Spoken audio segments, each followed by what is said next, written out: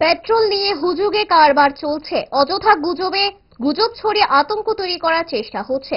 সরকারি ঘোষণা থাকা সত্ত্বেও এক শ্রেণীর মানুষ নিজেদের সঙ্গে সঙ্গে অন্যদেরও বিভ্রান্ত করার চেষ্টা করে যাচ্ছেন।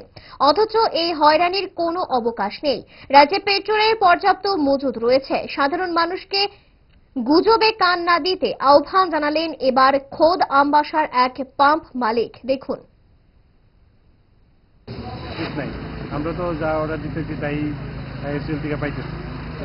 এখন পাবলিক কি বুঝতেছে না, খরচে লাইন করতেছে, আমরাও নিতে হবে। দাম তো ইন্ডিয়া গভর্নমেন্ট বাড়াইছে, এটা হয়তো যুদ্ধের কারণে। কত পার্সেন্ট বেড়েছে? হয়তো পেট্রোল 3 টাকা 4 পয়সা বাড়ছে, আমরা এখানে ডিজেল 2 টাকা 91 পয়সা বাড়ছে। আচ্ছা, ঠিক আছে। এখন কি অ্যাভেলেবেল দিতেছেন? অ্যাভেলেবেল, সমস্যা তো নাই না? এমন কোনো সমস্যা নেই। আমরা অর্ডার দিতে আইতেছো, আজকে আইবো গাড়ি। আচ্ছা,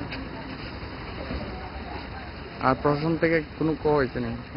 প্রশাসন থেকে কোনো কো হয়েছে না আপনারা স্টকে বাড়ানোর বা যে কোনো একটা?